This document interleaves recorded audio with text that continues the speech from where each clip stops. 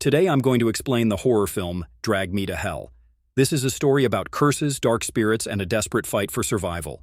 There will be spoilers, so if you haven't seen the movie yet and want to avoid them, stop now. Otherwise, buckle up. This is one hell of a terrifying ride. A Curse Set in Motion, 1969. The film begins in Pasadena, California in 1969. We meet a young couple bringing their son to a woman named Shawn Sandina, a mysterious and powerful medium. The boy has been hearing voices for 3 days. He's terrified and convinced that something or someone is coming after him. As the story unfolds, we learn that the boy had stolen a silver necklace from a gypsy's wagon, a theft he regrets deeply. The necklace had been returned, but the voices didn't stop. Shawn Sandina agrees to help and takes the boy into her home, beginning a ritual to break the curse. But it's too late. A shadowy, unseen force pushes the adults away, terrifying everyone present. The boy panics, runs toward a balcony, and trips.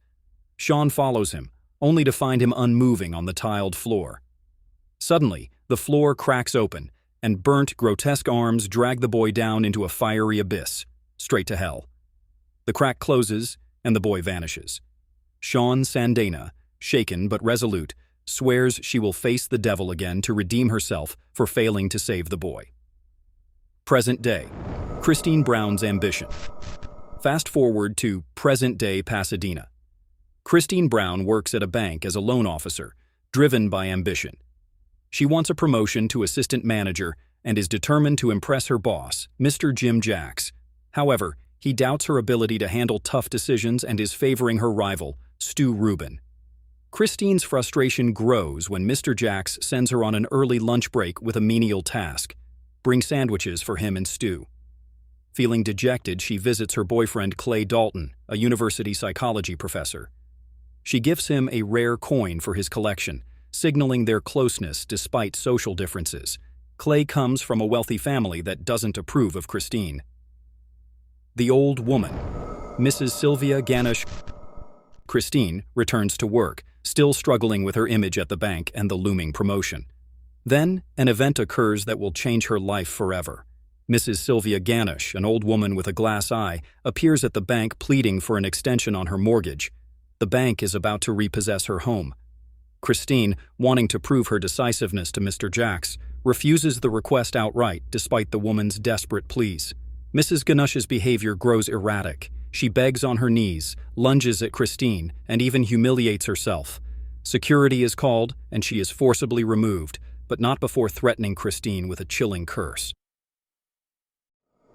The curse begins. That night, Christine feels the weight of Mrs. Ganesh's curse. Alone in a dark parking lot, she senses a sinister presence. The car across from her, which looked like Mrs. Ganesh's, unsettles her. As she rushes inside her car, she notices a floating handkerchief morphing into the old woman's terrifying face. Suddenly, Mrs. Ganesh appears, grabbing Christine's head. Christine fights back fiercely, slamming a stapler into the old woman's face. The struggle escalates into a violent car crash that throws Mrs. Ganesh out of the vehicle. But the curse has already taken hold. Christine collapses and loses consciousness. The fortune teller, Ram Jas. The next day, Christine visits a seer, Ram Jas, who reads her fortune. He reveals that something has been taken from Christine, her coat button. He warns her she has been cursed by a dark force called Lamia, summoned by gypsies to torment victims before dragging their souls to hell. The curse lasts 3 days, and there's little chance to escape. Christine must either suffer or find a way to appease the spirit. The haunting escalates. Christine's world begins to crumble. She experiences terrifying hallucinations and nightmares. Mrs. Ganesh's decaying corpse appears beside her, vomiting maggots and pinning her to the bed. Christine is overwhelmed by paranoia and physical symptoms, bloody nosebleeds and vomiting blood in public. At work, Christine loses control, screaming at coworkers and vomiting on her boss. Meanwhile, Stu steals her important documents, further jeopardizing her career. Seeking redemption, the gypsy family. Desperate to break the curse, Christine seeks out Mrs. Ganesh's granddaughter, Ilenka, but instead of forgiveness, she faces hostility. Christine is led into a basement where a bizarre funeral ceremony is underway for Mrs. Ganesh. Christine confronts the reality. Even in death, Mrs. Ganush's wrath follows her. The nature of the Lamia. Back with Ram Jazz, Christine learns about Lamia, a malevolent spirit known as the Black Goat, called upon by gypsies to carry out curses. Lamia feeds off the victim's fear, tormenting them for 3 days before revealing itself to claim their soul. The accursed object, the thing taken and returned to the victim, cursed, is key. For Christine, it's her coat button. Ram Jazz advises Christine to perform a sacrificial ritual involving an animal to appease the Lamia and delay or remove the curse. Fighting the darkness. Christine sacrifices her cat, burying it in the backyard, hoping to buy time. Clay supports her despite his skepticism. They visit Clay's wealthy parents, whose cold reception adds to Christine's stress. At dinner, Christine finds an eyeball in her cake, a horrific sign of the curse's presence. She coughs up a fly in front of the Daltons, heightening the tension. A last resort. Christine demands answers from Ram Jazz, angry at the cost and danger involved. He tells her of a specialist who can help, Sean Sandina, the medium from the opening sequence. But this help won't come cheap. Christine needs $10,000 by the next day. The fight to survive. Desperate for money, Christine tries to pawn valuables but still falls short.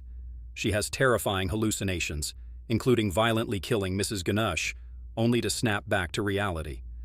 Clay helps by paying Ram Jazz and accompanying Christine to meet Sean Sandina and her assistant Milos, confronting Lamia. At Sean Sandina's mansion, Christine learns the story of the boy from 1969, cursed and taken by Lamia. Sean has waited decades for a chance to destroy the spirit. They prepare a seance in a grand room with a special doorway for spirits. Milos ties a goat next to Christine. The plan is to force Lamia into the goat, then kill the animal to destroy the spirit. The ritual begins with chanting and the movement of objects. Spirits gather, and Lamia approaches. Suddenly, the entity possesses Sean Sandina. Chaos erupts. A deadly possession. Milos attempts to kill the goat with a machete, but accidentally frees Lamia, which transfers into him instead. Milos becomes possessed, behaving wildly, throwing furniture and attacking the seer. Christine tries to escape as Ram Jazz is knocked unconscious. The film's terrifying climax unfolds as Christine fights for her life and soul against Lamia's wrath. The spirit is banished, but Lamia still lingers. Christine realizes the only way to end the curse is to return the cursed button to the old woman. Desperate for redemption, she visits the cemetery, digs up the old woman's grave, and places what she believes is the button in her hands. For a while, everything seems fine. She continues her life with her boyfriend, and they plan a relaxing getaway. But just as peace settles in, Christine discovers a horrifying truth. She didn't bury the cursed button. She buried the old coin she had planned to gift to her boyfriend. The realization hits her like a thunderbolt. At that very moment, on the train platform, the ground beneath her cracks open. Her boyfriend reaches out, trying to save her, but it's too late. The earth swallows her whole just like it did with the boy at the beginning. Her boyfriend, frozen in shock, clutches the coin, and now he holds the cursed button. The curse lives on.